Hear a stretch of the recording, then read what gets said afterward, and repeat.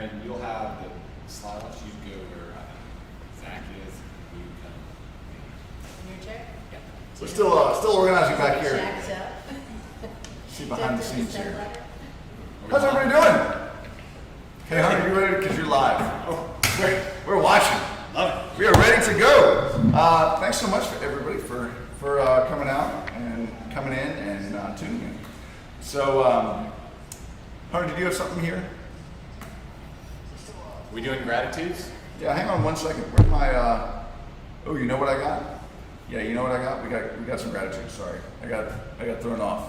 I thought I had a slide in a different spot, but it's still there. Okay.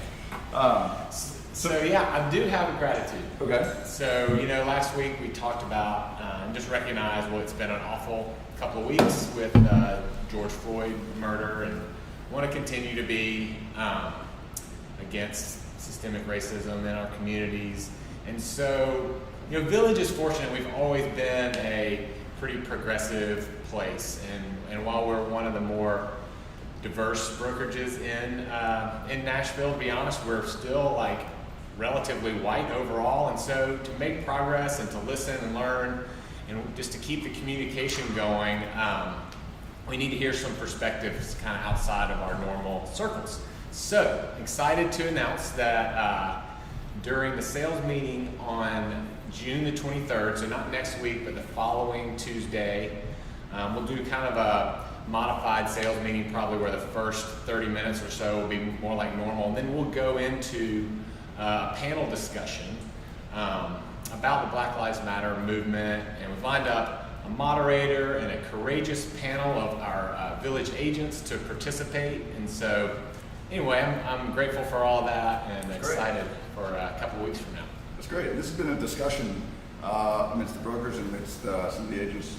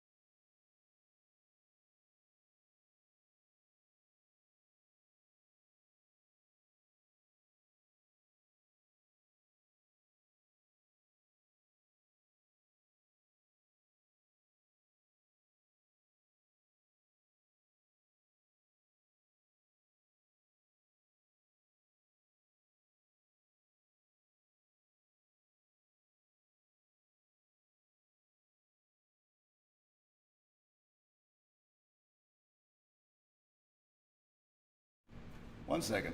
All right, so it sounds like we didn't have audio, so I'm going to switch here.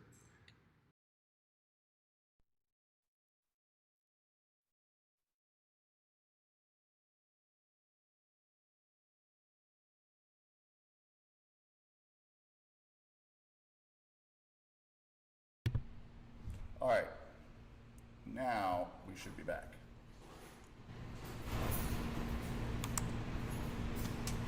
All right, I'm going to replay this.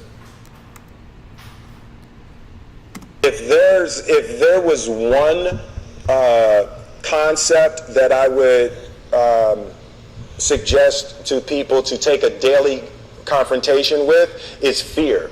The problem with fear is that it lies. For me, the daily confrontation with fear has become a real practice for me since about three years ago.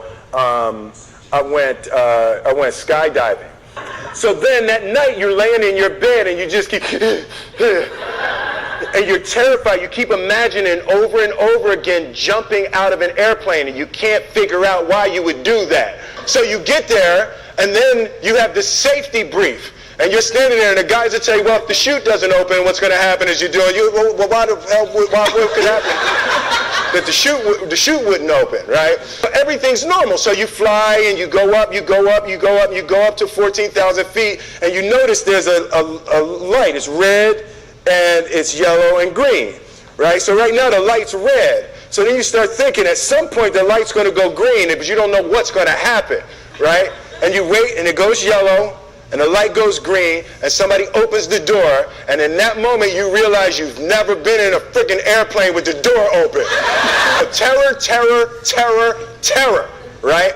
So you go, and then, you know, if you were smart, you sat in the back so you don't go first, right? And then people start going out of the airplane, and you go, and the guy walks you up to the end of the thing, and you're standing and your toes are on the edge and you're looking out down to death. And they say, on 3. And they say, 1, 2. And he pushes you on 2 because people grab on 3. Right? Right? And you go, and you fall out of the airplane. And in 1 second, you realize that it's the most blissful experience of your life. You're flying. There's zero fear. You realize that the point of maximum danger is the point of minimum fear. It's bliss. It's bliss. The lesson for me was, why were you scared in your bed the night before? What do you need that fear for? Just don't go. Why are you scared in your bed 16 hours before you jump? Why are you scared in the car? Why could you not enjoy breakfast? What did you need that? The fear is fear of what? You're nowhere even near the airplane. Everything up to the stepping out, there's actually no reason to be scared. It only just ruins your day. You don't have to jump. And then in that moment, all of a sudden, where you should be terrified is the most blissful experience of your life. And God placed the best things in life on the other side of terror. On the other side of your maximum fear are all of the best things in life. All right, so that was good old Will Smith. Let's see if I can do this without knocking the cord out. That works. So I'm going to talk a little bit about fear today, and because where Will says fear is not real, I think fear is real, right? And but it's how you handle it and how you work through it, kind of understanding it. And we see that in our business all the time, right? We get scared to call clients because we don't have any information, we don't have the right information, or we're not sure what they're looking for, so we're not sure if we're going to say the right thing. And there's just so much of that. That I think we experience on a daily basis, not even talking about the bigger picture of what's going on. So anyway, we'll talk a little bit about that today. But I'm grateful to have a few people in the room today. We've got. I'm realizing that nobody can see a screen because we don't have a screen on, so we need to figure out a way to get a screen on. So y'all in the room and just listening and watching this live news studio looks like. So anyway, speaking of news, education. I don't know if Teddy's here, so I'll go through this education info. So today we're going to have a panel called Hard Conversations. We got a few awesome panelists. We have, let's see, who do we have? You got it written on my notes there. I think we got, is it David Doris? No. Anyway, we'll see. I'm drawing a blank on who it is, sorry guys. Hard conversations, team conflict, price reductions, setting boundaries, relationships, asking for the business, firing clients, feedback conversations. Nick Irwin is on there. So 10:30 today. So 10:30 today after the sales meeting, tune in. We'll send out the link, and actually Teddy sent out the link as well. It should be also in the Village shared calendar. And then tomorrow, Wednesday morning, we've been doing 9 to 10. This has been a weekly occurrence, so we're doing a little Thrive conversation. This is a really good opportunity to just get together with other agents, talk about what's on your mind. Throw out any questions you have, any tricky situations that you have, or if you're having a really good success with something, tune in and share that, because that's really valuable. If you had success with something, I guarantee you somebody else is struggling with it. And so if you can share that success, the more we collaborate, the better we all do. So Connolly, corner. All right. Who's next? So let's start off talking about kind of the overall economy in last week. Go to the next slide. You'll see kind of where we are. Remember a couple of months ago, oil was down like 75%, something like that. And now it's recovered quite a bit. It's still down on the year. The NASDAQ and the stock market, though, just roared back to the end of the year. And again yesterday even. So they're really kind of up for the year now, which is still kind of crazy. You've got 80% of voters who believe that things are just out of control in the United States. Yet NASDAQ still hits a high last week, and we're not really back from the shutdowns.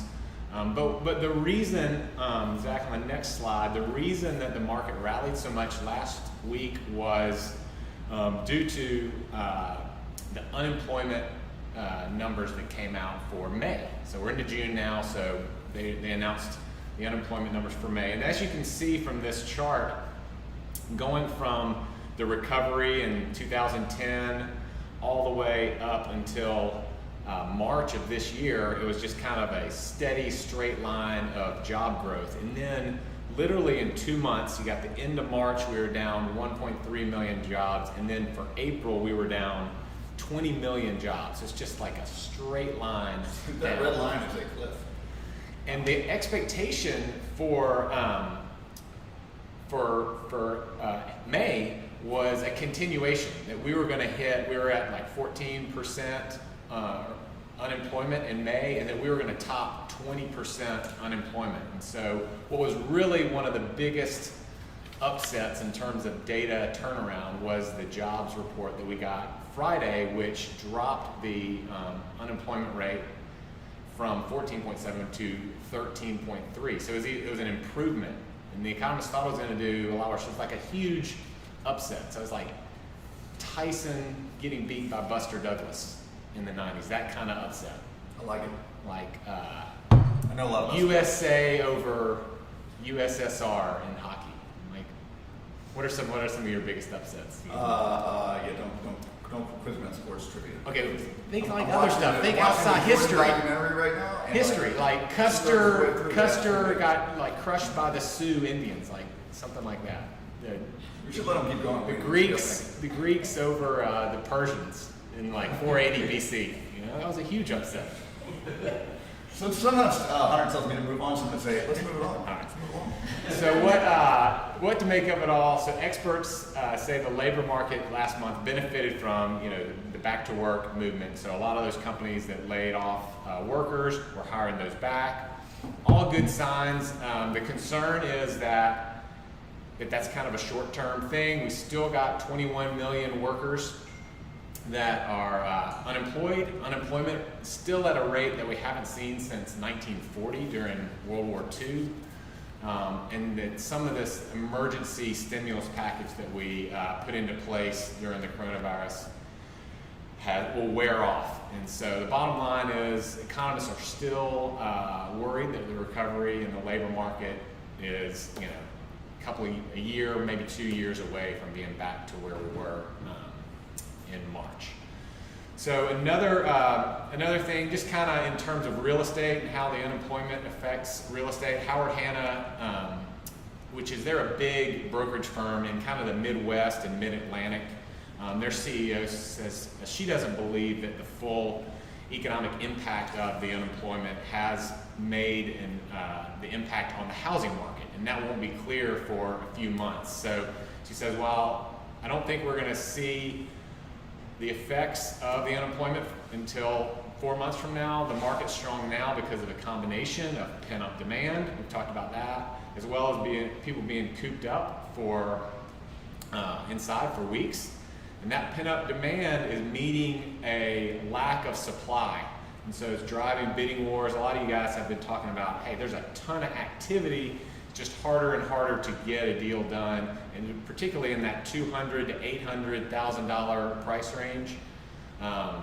There's just a lot of bidding wars. There's not a ton of inventory online. So, I mean, one thing, it makes it more and more important to have a good agent on your side. I would be telling all of my clients and prospects, like, now is the time you really need somebody helping you out to get that house or to sell your house during a time like this. I agree. It does change the value proposition of an agent. I've heard that from multiple people, both agents and non-agents alike.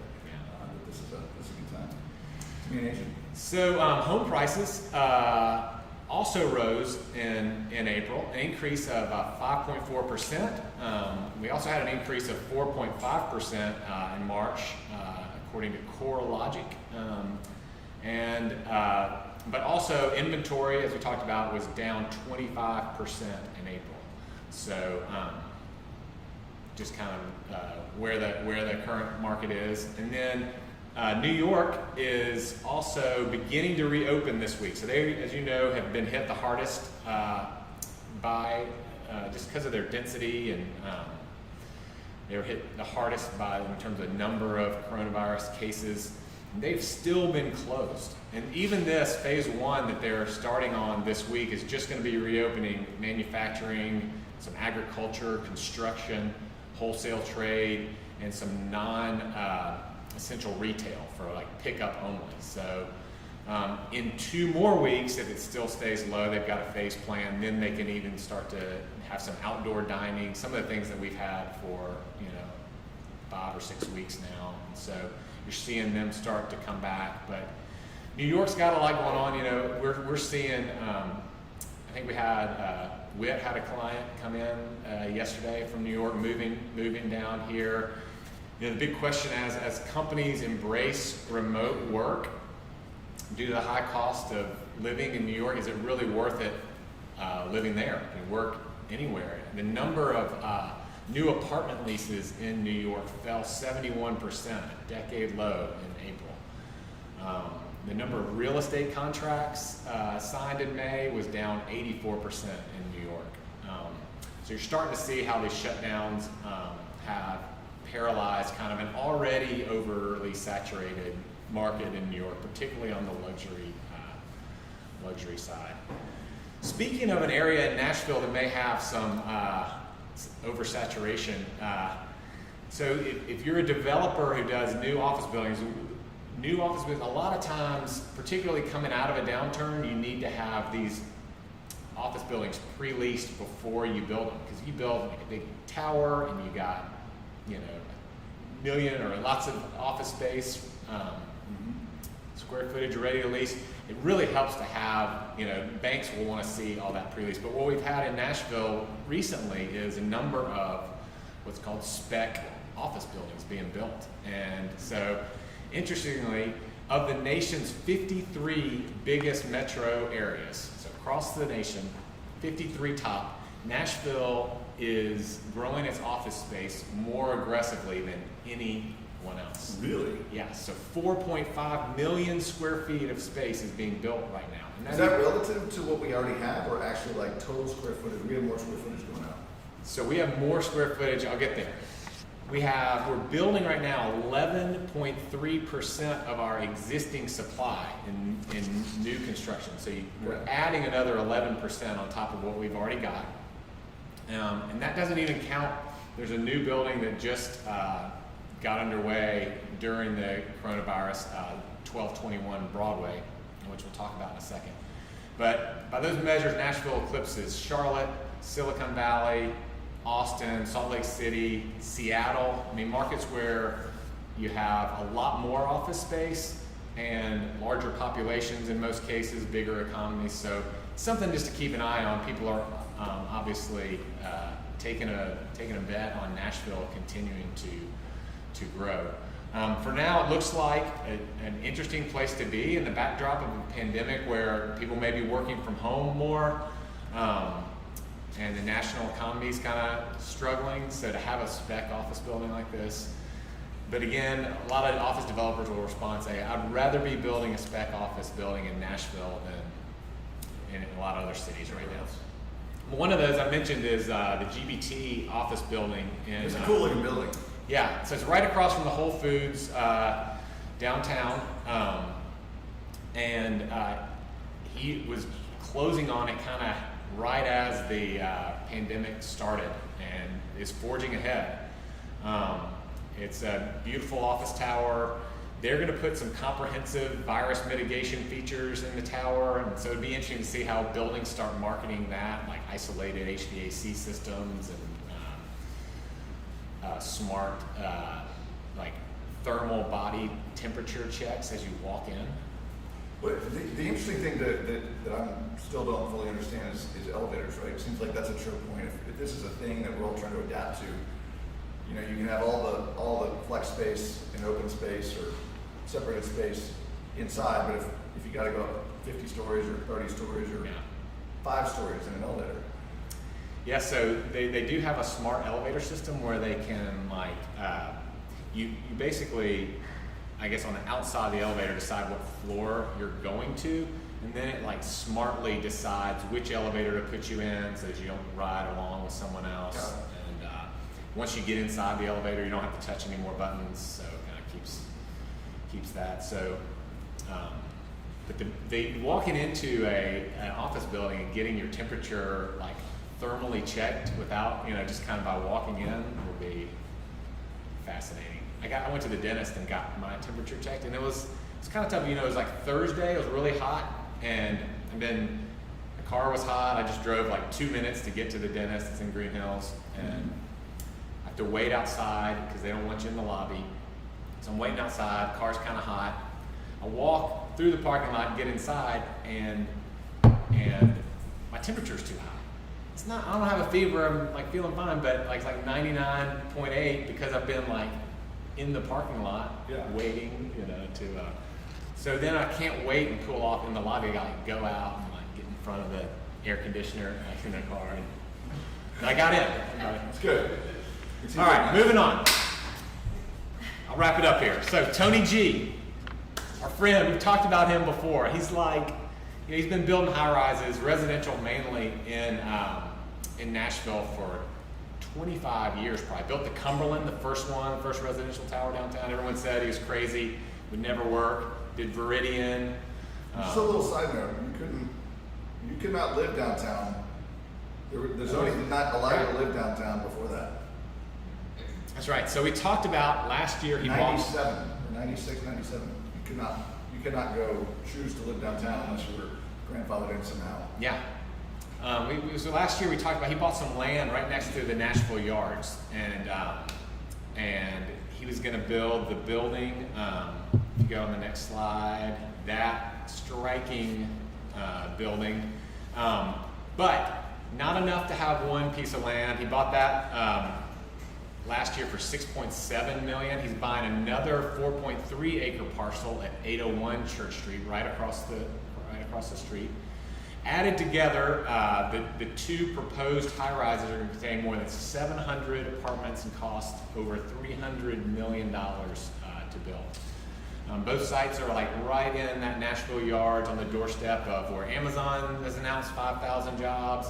Asurion is building an office building. They're one of the largest private companies in Nashville. They'll have 2,000 employees. So it's kind of that neighborhood right as you come into downtown. Down Church Street is going to be totally different in like 2 years. And there's another rendering of the building, but for those of us who grew up in Nashville or been here a while, it's still just kind of stuff like this is crazy, exciting, but Nashville's just so different from the somewhat sleepy town we grew up in.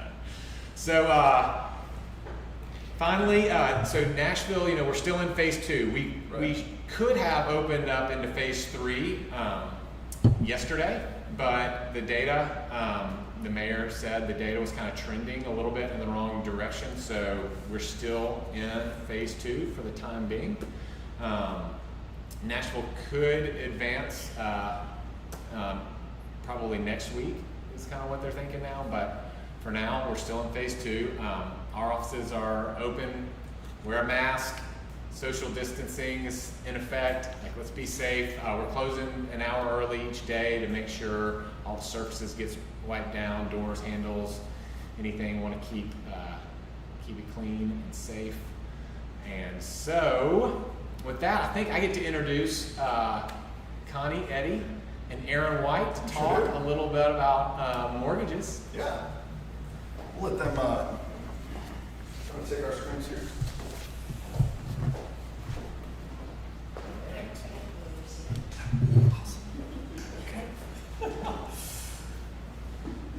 Fantastic. Aaron, you know it was National Best Friend Day yesterday. You never called. I tell you what, it's a joy having a best friend. Call me out.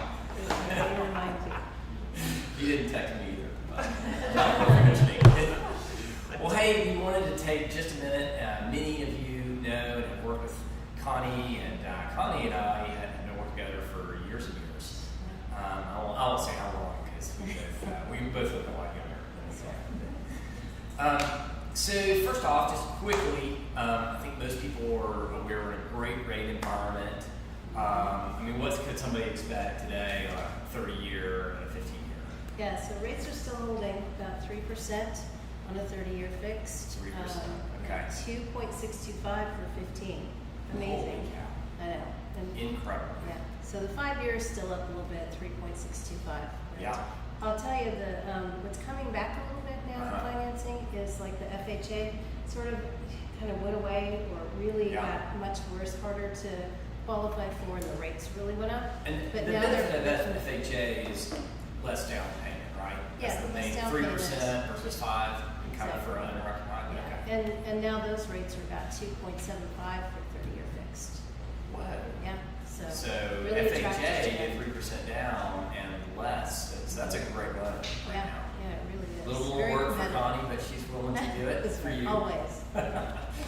Well, fantastic. Well, one thing we're going to do just from time to time in the sales meetings is just talk about a challenging mortgage situation that can kind of help us all as we're working with buyers. And we always encounter. I mean, it's great to get the contract, but you hate to see it fall through for financing. Connie is one of the most resourceful people I've ever worked with in terms of getting things closed and keeping her cool while doing it, because it's stressful. A lot of things have to come together at the end. So tell us a little bit about this buyer from New York that you're working with. Yeah, so we had a buyer from New York moving here and changing, employers. So did the pre-approval for him, great credit, he's 5% down, and we just had told him we needed to have a letter from his, future employer here in Nashville, so that we could see the terms. He's got a job in all New of that. York. He's got a job in Moved New York. to He's an Nashville, got a electrician. new job. Great job, lined up. Okay. Great money. Looks like he's making real good money. Everything looks good for qualifying. So we told him we do have to have the employment letter so that we can verify and still get him qualified. We received the letter. Everything looked good, but in addition, just because of the way that with his type of work, we also wanted his first pay stub. It wasn't a large employer. It was kind of a small company. A little smaller mom and pop kind of Yeah. shop. So the underwriter said, no problem. We just need to get the first paycheck. Just need his first paycheck, which he was down here, started working. We had all of his other conditions. We're actually scheduled to close on the 12th. Last Monday, I get his pay stub, and there are no tax withholdings. So he basically has gone from a W-2 position to 1099.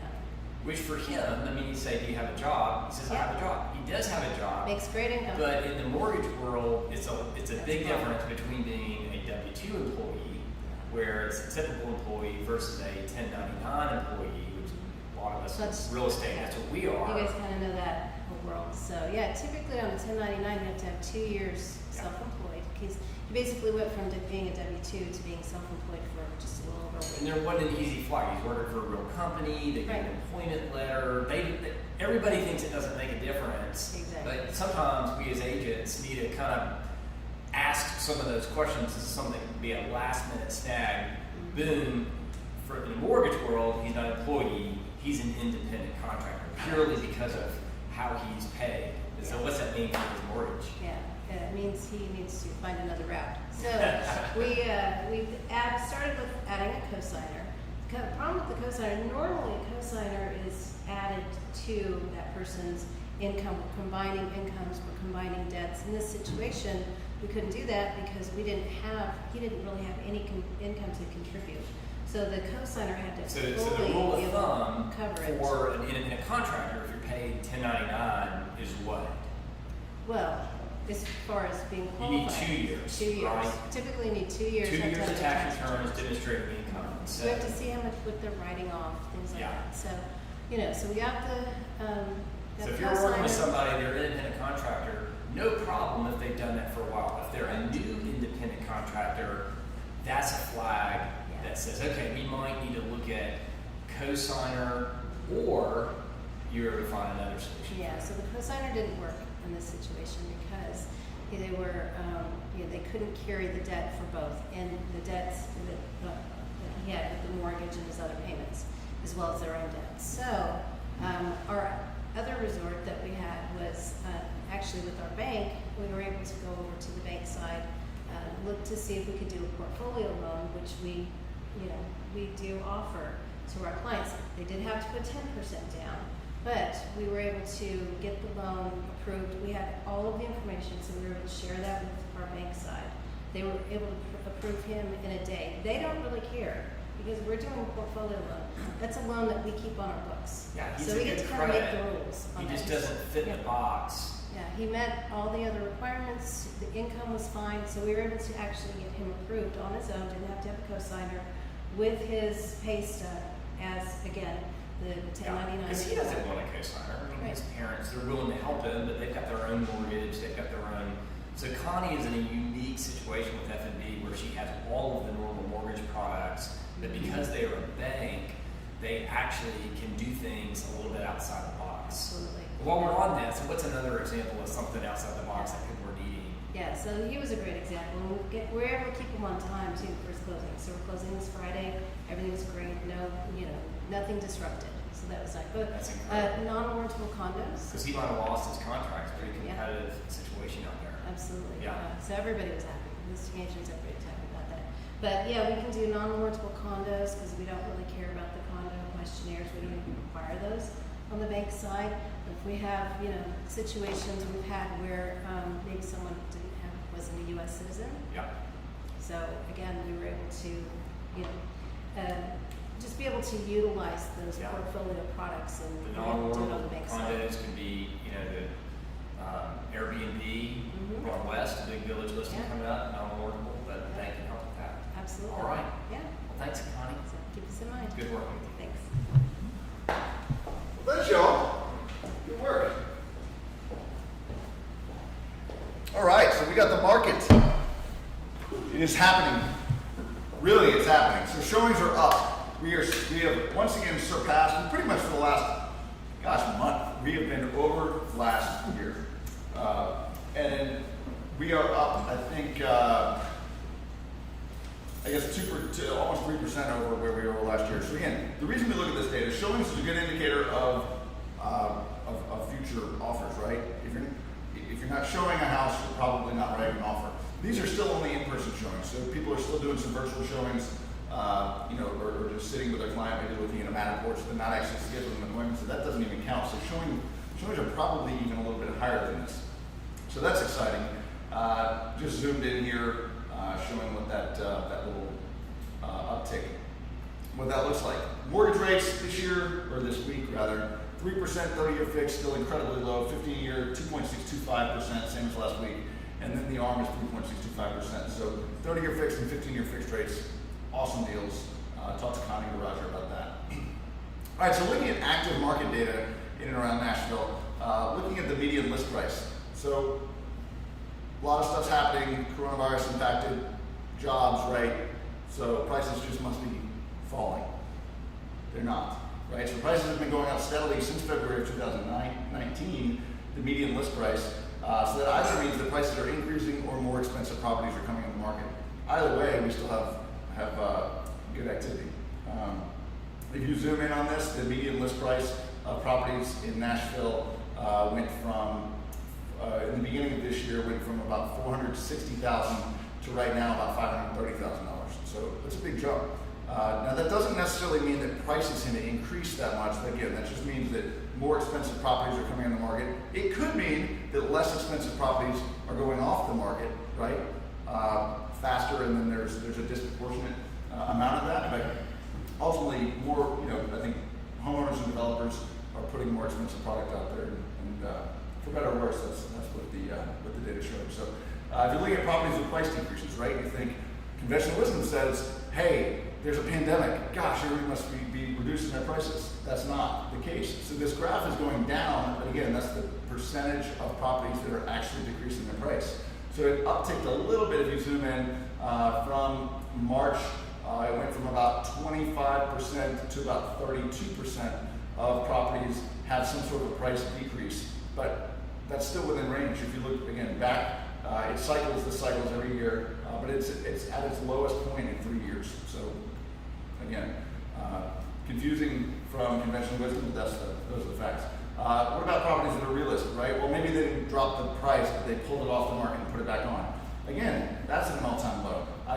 We've talked about this before. I'm not sure what that spike was from. Just ignore that. If you look at the far right compared to the far left, only about 15% of properties right now have been pulled off the market and put back on, either with the same agent or with a different agent, whatever it is. That data is kind of interesting to look at. Average days on market, gosh, it must take longer to sell a house right now in the middle of a pandemic, but it doesn't, right? So again, we are at a low point, and it's been, it increased a little bit, peaking out in kind of March, right, when things got a little nutty, and then since then it's been steadily coming down. So we are at across Nashville, probably 92 days on So the that market. dotted line is the The dotted line is a 7 7-day average, so it's going to fluctuate a little bit more, whereas the solid line is a 90-day average, right? So it just smooths out those curves a little bit. But I said this every week. If you're not doing this, I still have a handful of people turning this into me. I know some of the other brokers are seeing it as well. I challenge you to do this. Fill out the weekly scorecard.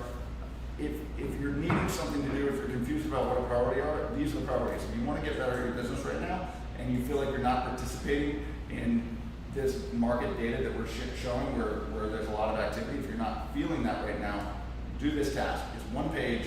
It's not that hard. It'll take a little bit of time every week, but that's our job, right? We have 40 hours or 50 hours to knock it out. So go after it. I'll send that out again this week. And then tips. Okay, so yesterday I was going to do a Mindset Monday, and then quite frankly I got scared, really, because I wasn't sure exactly how I wanted to do it. And then every hour went by and I started getting more fear, and I was like, I got to do it. I said I'd do it. I got to do it. So finally I just accepted the fact that I'm still going to get that out, but I'm going to do it on Tuesday at the sales meeting because I needed a little bit of time to think through what I was trying to understand. So ultimately courage is overcoming your fears. That's right. We're going to talk about courage a little bit. I'm scared.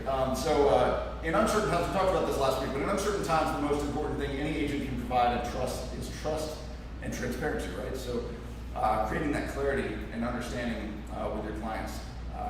In Ninja, you learn that clear buyers buy, but when buyers are confused, right, when there's a lack of clarity, that's when they think about it. There's something out there that's not settling in with them right, and you got to dig in and figure out what that is. They can't always even name it.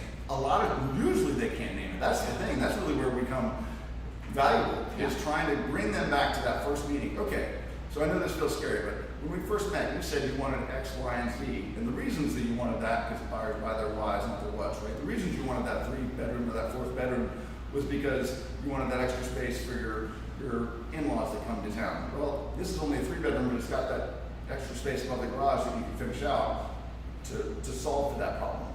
Just working back through that. So ultimately, fear holds us back, right? And I think some people will say fear is a bad thing. Fear is a very good thing. The reason that we are all here today is because somebody got scared, 50 or 100 generations ago of a big animal in the Stone Age, and they used that fear to say, I'm going to hide, or I'm going to not walk up and try to pet it. So that's why we're all here. So that's a good thing. Technically more than 100 generations. Thousands of generations. Yeah, thank you. Thanks, Sean. How much better at math than I am? Maybe. So, kidding. Where does fear come from, right? So it comes from our past experiences.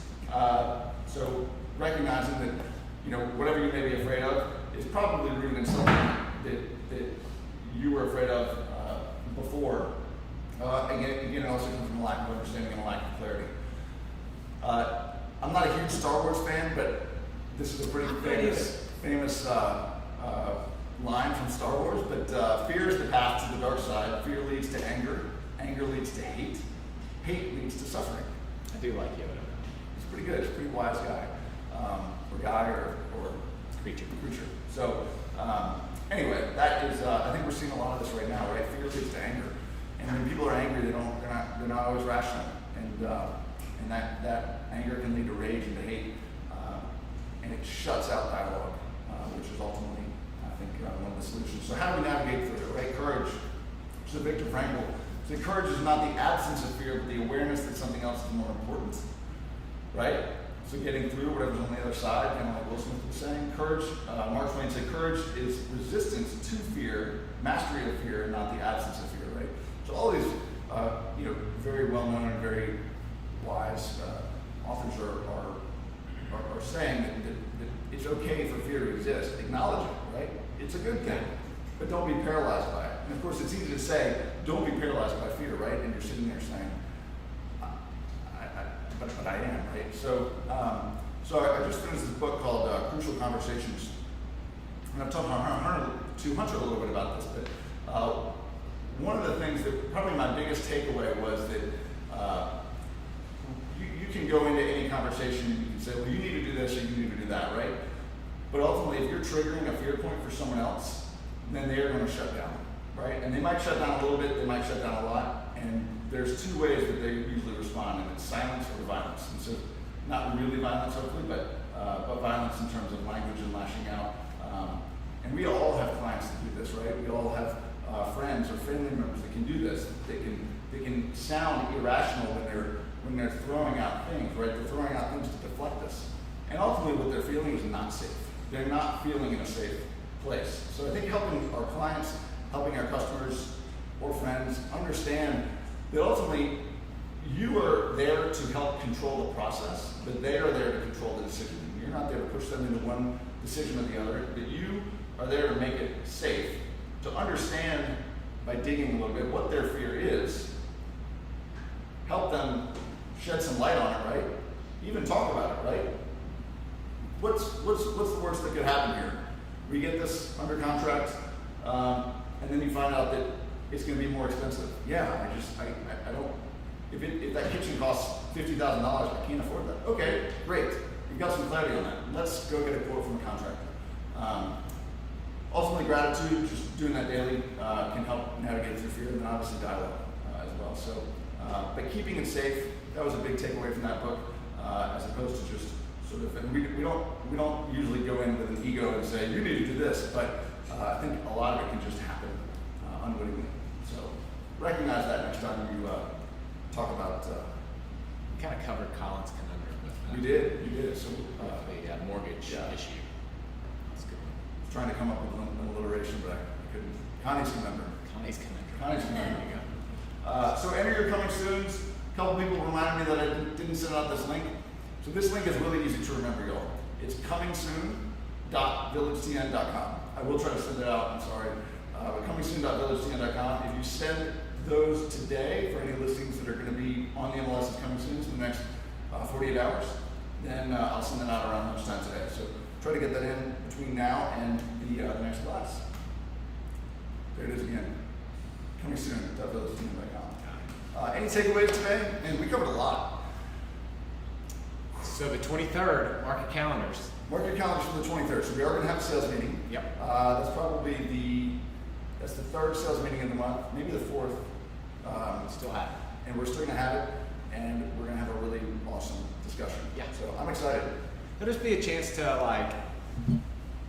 I think we'll get questions, submit some questions. Those questions that you might be too scared to ask, for offending somebody. I think that'll be a chance for us just to kind of understand what's going on, how it feels to walk in someone else's shoes, and so I think it'll be a good experience for all of us. That sounds great. Well, thanks.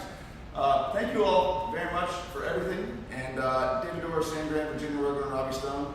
I think Nick Irwin went last week, so sorry I had too many names in my head. So 10:30 in 13 minutes. Tune in. I'll send out this link. Actually, I'm not going to send this link again to save you one more email, but if you look, Teddy Pinn sent out a reminder, I think this morning. So search your inbox for Teddy's email, and you'll have the Zoom link. It's also on the shared village calendar. And if the village calendar is not on your phone, check with your office manager or check with Jeremy, and you can get it hooked up. But thanks.